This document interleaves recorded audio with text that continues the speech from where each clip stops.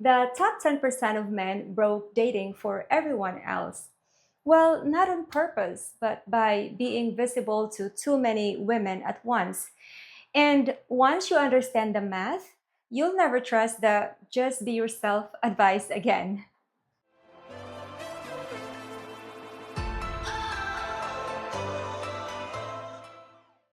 In episode 1, I mentioned the exit strategies. This episode talks about why you might want one.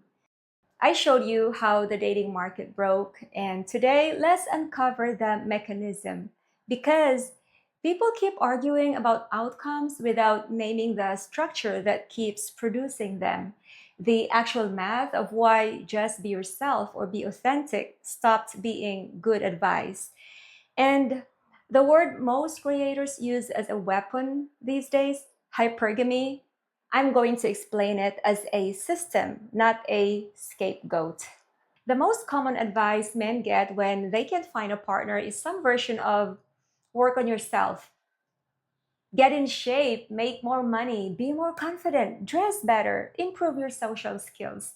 And look, none of that is bad advice. Self improvement is always worthwhile. But here's the problem with that advice when it's presented as the full answer. When the structure concentrates most attention on a tiny minority, telling average men to simply improve as if effort alone explains the outcome becomes misleading. It mistakes a ranking problem for a character problem.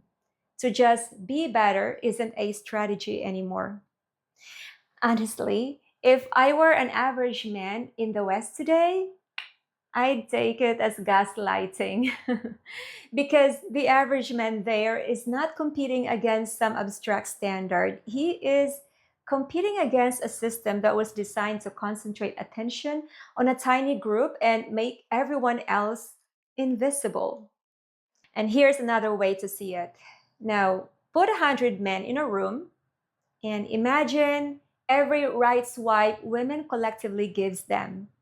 58 of every 100 of those swipes will land on just 10 of those men. The other 90 men are fighting over what's left, the breadcrumbs. And that's if they ever get seen at all.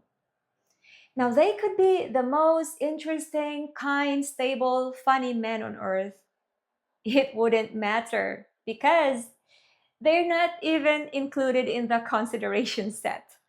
And that is the part so many men feel but cannot fully explain. To me, that's not really a character problem, that's a design problem. Here's what the just improve yourself camp gets wrong. The system doesn't get better when you improve, it just raises the bar higher for everyone. If every man in the bottom 90% went to the gym and doubled his income tomorrow, the top 10% would still get the majority of the attraction. Oh, majority of the attention. Well, that works too. The system does not reward goodness in any stable way. It rewards comparative advantage. Who looks better, who signals higher, who stands out more sharply in the scroll. That's the part that we need to understand. So let's talk about hypergamy. Let me define it without resentment because the word has been ruined the way it's used online. At its simplest, hypergamy is the tendency to look sideways and up when choosing a partner, especially on status, security, and future quality. It is not an insult, it is a pattern. And this isn't new. This isn't something feminism invented and not something dating apps created. This has existed in every culture, in every century, throughout all of human history. Now, evolutionary biologists would call it adaptive behavior because in a world where women bore the physical cost of reproduction, 9 months of pregnancy, years of child rearing, partnering with a man who could provide resources and stability wasn't vanity, it was simply survival. So when someone says women are hypergamous, as if it's an insult, they're describing a pattern that kept human species alive. That's not wrong, that's biology. Look, Growing up poor here in the Philippines, I saw what hypergamy actually does in real life. Not as theory, but as survival. In my neighborhood, the pattern was quite common. A girl would elope at, say, 16 or 17 because she fell in love. A baby would come, and within a year or two, that romantic love would turn into daily fights because the man could barely bring food to the table. He'd buy feed for his fighting cocks first before he'd buy essentials for his kids. Whatever was left, he'd spend on tanduay and karaoke sessions with his guy friends. Many of these men disappeared the moment the girl got pregnant, which is why the Philippines has about 15 million solo parents as of this research, with single mothers making up 95% of this demographic. Yeah. Romance built on poverty was the most toxic thing I watched growing up. So when my mother said, find a good man who won't let his family go hungry, she wasn't being sentimental. She was teaching me to read the data. Even in poor communities, women look down on the one who married the attractive but irresponsible man. He doesn't have to be rich, he only has to have discarte, hustle. He has to show he can make things happen. Now, before anyone in the comments goes, see, women only want resources, please watch episode 1 because I already explained at length why the dating market here values partnership over status, for the most part at least. And since there's no divorce, most women here, especially the ones looking to settle down, choose carefully for reliability, loyalty, discarte. Now, here's something some of you can relate with. My fiance is what we call a regular working man here. By Western standards, he'd be the tricycle driver, the invisible 90%. That's exactly why he's invisible there, and it's exactly why he's not invisible here. Whether you're in Manila or Manhattan, the same pattern shows up. Women gravitate toward men who can secure her survival. That's not a flaw in women, that's biology meeting reality. It's simply female nature. Quick caveat: when I compare the tricycle driver to the invisible average man, I don't mean invisible in the Western sense. In the Philippines, an ordinary man is still visible through proximity, reputation, and community, and can still have a realistic path to a long term partner. The matching system here is more local and class aware. Sociologists call this assortative mating. Okay, back to the West. And here's the part most red pill content misses. The standard explanation is that women are hypergamous because they want resources. And again, that's partially true. It has biological roots, like we discussed. But in 2026, most women in the West can provide for themselves. They have careers, education, financial independence. So if they don't need a man's resources for survival anymore, why is selectivity still increasing? Because the game changed. It is no longer primarily about resources, it's about status, and status changes the emotional feel of the whole market.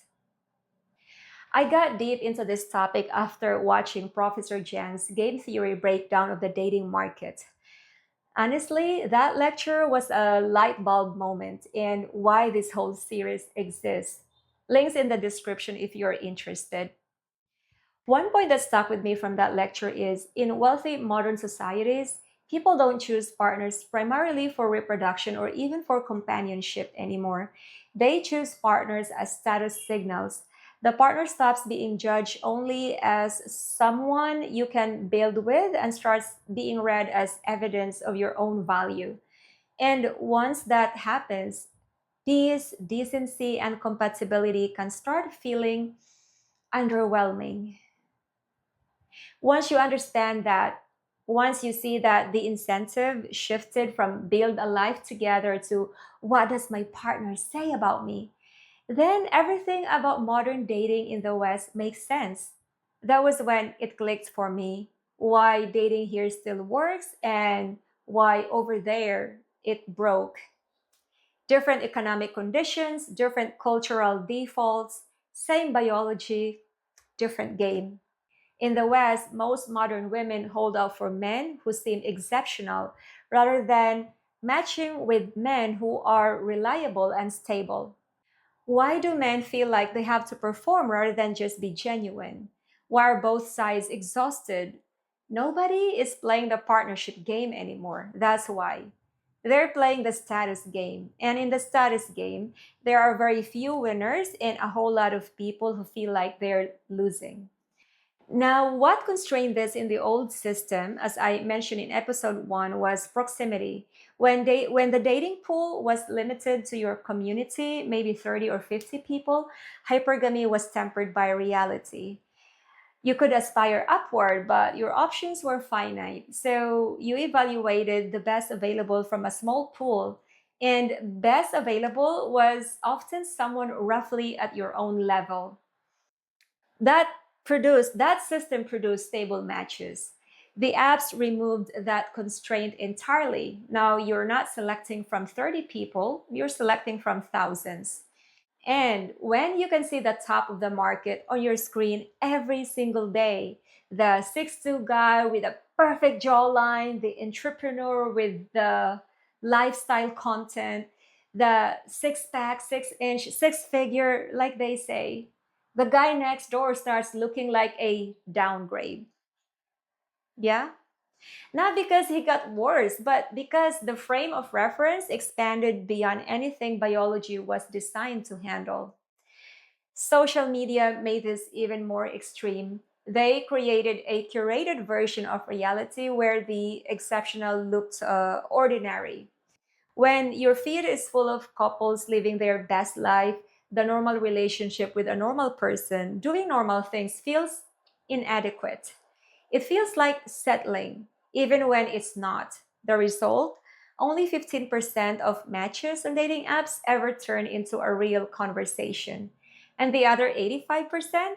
Well, you match and then nothing. That's not dating, everyone. That's window shopping, and nobody builds a family through a window. So, if the system concentrates all the attention on the top 10%, what happens to everyone else? The remaining 90% are not defective men. They're average, and average used to be more than enough. An average man with a steady job, a decent character, and a willingness to commit was the backbone of every community in the Western world. That man built the middle class. That man raised children. That man was someone's best friend, someone's father, someone's rock. And now that man can't even get a second date. An entire generation was told that if they worked hard, formed a family, and lived responsibly, they could build a better life than their parents. That promise broke not just economically, but also romantically. Think about it from his perspective. The economy tells him home ownership is out of reach. Young men who can't afford housing can't demonstrate the stability that makes them attractive partners. The economic crisis and the dating crisis are connected because a man who can't lay down roots can't present himself as someone worth building with. And the dating market confirms his irrelevance every time he opens the app. And then there's the identity contradiction. Society tells men that gender roles are evolving, that they should be more emotionally open, more flexible, less traditionally masculine. And that sounds progressive, but the dating market still rewards the traditional markers: confidence, status, height, earning power, emotional control, physical dominance. The cultural message says be different. The marketplace says be the same, but better. And that contradiction creates paralysis because you can't optimize for two contradictory instructions at the same time. My partner told me something once that I think captures this perfectly. He said, I didn't stop believing in love. I stopped believing the game was fair. That's not bitterness, that is clarity. And he gave me the math for why. He said, 20 years ago, my mortgage was $850 a month. That same house today is $2,850. And my pay didn't go up 3.5 times. The average man didn't get worse. The math broke. And that's what millions of men arrived at quietly, and probably nobody ever told them they were right. As mentioned in the previous episode, in game theory, there's a concept of equilibrium, the point where similarly ranked people pair off and nobody has an incentive to leave. In theory, that produces the most stable outcome for everyone. But here's the problem with modern dating. Nobody accepts their equilibrium match anymore because the apps and social media showed everyone what the top of the market looks like. And once you've seen the top, accepting your equilibrium match or your actual match feels like settling. So the number three woman holds out for the number one man. The number three man gets passed over entirely. And the number one man, he has so many options that he has no reason to commit to anyone. The result is a market where almost nobody pairs off, almost nobody builds anything lasting, and or almost everyone feels like they're losing, including the people at the top who can't figure out why none of their matches turn into real relationships. The game broke because the incentives no longer point toward stability. They point toward status. And status is a game you can never actually win. This isn't just a male problem. The top 10% system left a lot of women stranded too, because here's what happened on the other side. Women were told by culture, by media, by the apps themselves that they deserve the best. And that's not wrong in principle. Everyone should aspire to be a good partner. But when the best gets defined by a system that shows you 3,000 options and sorts them by attractiveness, aspiration turns into paralysis. You hold out for exceptional, and exceptional doesn't commit because he has too many options. And you end up alone, not because there aren't good men available, but because the system trained you to overlook them. The data tells this story clearly. Marriage rates are declining, birth rates are at all time low, sex rates are declining, particularly among young people. Women increasingly choosing to remain single, and some are framing that as a political act. The 4B movement gained traction in the United States after 2024. These are women swearing off dating, marriage, sex, and childbearing entirely. Not because they hate men, but because the available men don't meet their criteria. And they'd rather be alone than settle for someone the system told them was beneath them. Isn't that very sad? And it's not just the bedroom, it's the ballot box too. In 2024 election, young men supported Trump by 14 points, while young women supported Harris by 17 points. That's a 31-point swing inside one age group, and is the largest youth gender gap modern American politics has ever measured. Politics is now a dating filter. Nearly two-thirds of Democrats say they wouldn't date a Republican, and three in five Republicans say the same about the Democrats. And today, only about 1 in 25 marriages are between people from different parties. Men and women aren't just sorted by the apps, they're sorted by ideology too. So, we have a generation of men who feel invisible and a generation of women who feel unsafe or unsatisfied. Both groups are withdrawing from the same market. Both groups are retreating into communities that reinforce the distance. And the market just keeps getting worse. Everything I just described is real. The data backs it up. And here's the uncomfortable part: there's a version of this conversation that turns into blame. Women ruin dating. Men aren't good enough. I refuse to go there because The truth is, both men and women are responding rationally to a system that gives them bad options. Women aren't wrong for wanting quality partners. Men aren't wrong for feeling invisible in a market that doesn't see them. The problem is the market design, the apps, the algorithms, the incentive structures that profit from keeping people swiping instead of connecting. And I keep coming back to this number. Tinder generated $1.79 billion in revenue in 2024. These companies do not make money when you find love. They make money when you keep looking. So, before you blame the other gender, ask yourself, who built this system? Who profits from your frustration? The algorithm doesn't want you to find your person. It wants you to swipe one more time, every time, forever. And both men and women are paying the price for someone else's business model. Now, are you going to keep on feeding that model? Here's the thing that almost never gets mentioned in conversations like these. The top 10% of men didn't break dating on purpose. They're just the ones the algorithm chose to show. The system concentrated all the attention on a tiny group and left everyone else fighting over scraps, men and women. And that's not supposed to cause a gender war, but rather empathy from both sides, if you ask me. We are dealing with a design flaw, and design flaws have consequences. To my Filipinas watching and looking for a real partnership with a Western man, remember what I said earlier. The man we'd call a tricycle driver here is invisible over there.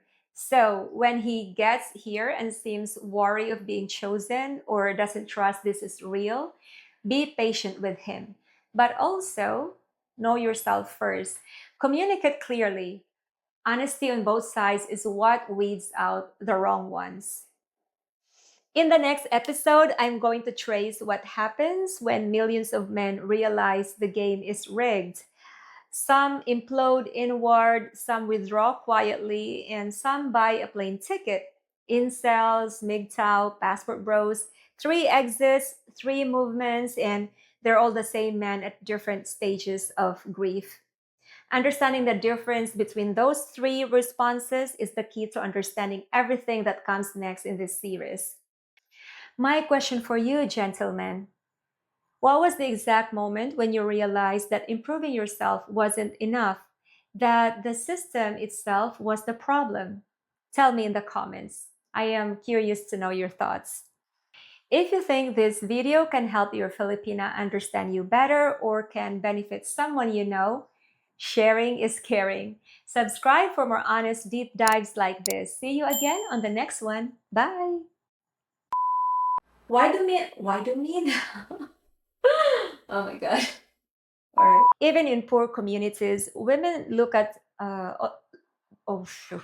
When it clicked for me. Hey, what was that? Hold out for men who seem sim.